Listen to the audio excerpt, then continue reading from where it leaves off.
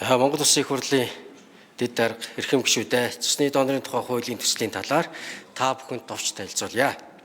За хуулийн төслийг 2025 оны 3 дугаар сарын 31-ний өдөр Монгол Улсын их хурлын даргад Улсын их хурлын гишүүн миний бие Жүкийн Алдарч Авхлан, Аюуши Ариун Заяа, Нацаг Доржи Батцамбарл нар өргөн мэдүүлсэн. Монгол Улсад донорын тухай хууль анх 2000 онд батлагдсан бөгөөд хуулийн үндсэн санаа агуулга нь цусны донорын үйл ажиллагааг зохицуулах зорилготой байсан. Улмаар 2012, 14, 15, 21 онуудад нэмэлт өөрчлөлт оруулсан байна. Энэ хугацаанд манай улсын ангаах ухааны салбарт эрхтэн эдгээр шилжин суулгах эмчилгээ үйлчилгээ хөгжин, эмчилгээний арга хэлбэр, тоо чанарт зэрэг нь хөгжлийн шинэ үе шатанд гарсантай уялдан дээр дурдсан удаа дараагийн нэмэлт өөрчлөлт болон шинжилсэн найруулгаар эртний донор, эртэн шилжин суулгах эмчилгээний талаарх заалтууд нэмж тусгацаар ирсэн. Монгол Улсад цус сэлбэлт судлалын салбарын хөгжин ирсэн талаар товч мэдээлэл хэлье. Монгол Улсад анх 1939 оноос цус сэлбэлт тусламж үйлчилгээ үзүүлж ирсэн боловч 1963 оноос сайд нарын зөвлөлийн шийдвэрээр бие даасан нэгж анх байгуулагдаж цусны донорын хөдөлгөөнийг идэвхжүүлэх, донорыг алдаршуулах, урамшуулах үйл ажиллагааг хэрэгжүүлж байсан.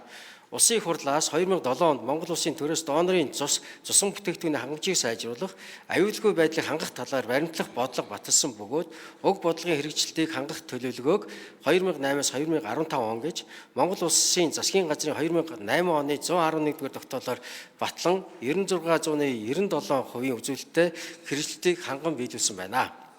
За ирээдүйн хандлага түүний төсөөлийн талаар товч мэдээлэл өгье. Монгол Улсын хүн амын суврагын хэтийн төлөвлөгөө идэвхтэй буюу 24-өөс 45 насны донорын хүн амын тоонд эзлэх хувьд дунджаар 2 дахин буурахаар байна. Дунджаар 20 орчим жил үргэлжлэх энэ цонх үеийн цусан бүтээгдэхүүний нөөц хангамжийн тасралтгүй байдлыг хангах нь бидний өмнө тулгамдж байгаа гол асуудал болж байна. Цус сэлбэлт судлалын үндэсний төвийн оронтой 2014 оноос хойш 20 гаруй хувь нэмэгдсэн байхад цус түүний бүрэлдэхүүн хэсэг, цуглуулалт, шинжилгээ, үйлдвэрлэлийн хэмжээ улам бүр нэмэгдсэн. Энэ ачааллыг өнөөгийн хүний нөөцийн хэмжээгээр давах ямар ч боломжгүй болсон төдийгүй цус сэлбэлт судлалын салбарыг дэлхийн нийтээр баримталж байгаа нэгдсэн тогтолцоонд үе шаттайгаар шилжих асуудлыг тодорхойлох шаардлага үүсэж байна. Ажлын хэсэг, цус сэлбэлт судлалын үндэсний төвийн болон орон нутаг дахь цусны салбар төвийн ажилтнууд цусны доноруудаас авсан судалгаагаар оронтой, цалин хөлстэй холбоотой хүндрэл үүсэх, хүний нөөцийн доктортой байдал алдагдах, нэгэнт бий болсон чадамж буурах үзэгдэл гарч эхэлсэн, цусны байнгын донорт дэмжлэг үзүүлэх, тэдний эрүүл мэнд, нийгмийн хамгаалал, халамжийн асуудлыг сайжруулах, цус өгсөн донорыг илчлэг нөхөх хүнсний бүтээгдэхүүнээр үйлчлэх, хүн амын дунд цусны донорын нийгмийн ач холбогдлыг таниулсан сургалт, сурчлагыг нэмэгдүүлэх, урамшуулах, цусны донорын үйл ажиллагааг дэмжин зарцуулсан зардлыг нь татвараас чөлөөлөх зэрэг цусны нөөц хангамжийг сайжруулахад чиглэсэн үйл ажиллагааг дэмжсэн эрх зүйн орчин бий болгох. Үндэсний аюулгүй байдалтай холбоотой онцлог салбарын хувьд төрөөс цусан бүтээгдэхүүний нөөц хангамжийн талаар онцгойлгон анхаарах шаардлагатай гэсэн дүгнэлт гарсан байна. За баримтлах бодлогын чиг баримжаа.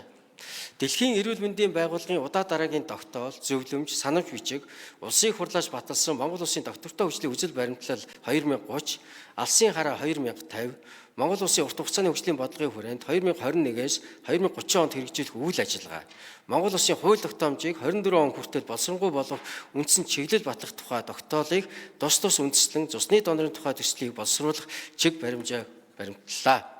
Дэлхийн улс орон олон улсын жишгийг Дэлхийн эрүүл мэндийн байгууллагын 2018 оны мэдээгээр цусны алба бүхий 171 улсаас 123 улс нь үндэсний бодлоготой, 110 улс нь цус сэлбэлтийн аюулгүй байдал чанарыг зохицуулах тусгай хуультай байгаа бөгөөд нэр бүхий гишүүдийн өргөн барьж буй энэхүү цусны донорын тухай хуулийн төслийг холбогдох судалгаа болон гүрж Оросын холбооны улс, бүгд найрамд хятад улсын ижил төстэй байгууллагын хууль тогтоомж, журам зааврууд, Дэлхийн эрүүл мэндийн байгууллагын удаа дараагийн цусан бүтээгдэхүүний аюулгүй байдал, хангамжтай холбоотой санамж бичиг, зөвлөмжийг өөрийн орны нөхцөл байдал мөрдөгдөж буй хууль тогтоомжтой уялдуулан нийт 8 бүлэг 35 зүйлтэйгээр боловсруулсан.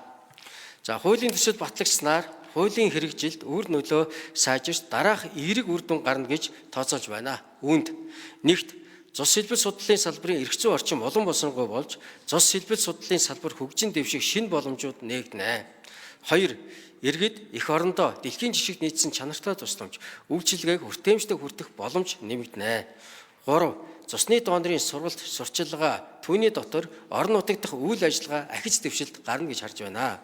4. Цусны донор, сэлбүүлэгч, эмнэлгийн мэрэгчлэлтэнд тавигдах шаардлага тэдний эрх үүрэг тодорхой болох ёстой. 5. Цусны донорын нийгмийн халамж, алдаршуулалт, урамшуулалт сайжирч, цусны тоо нэмэгдэнэ.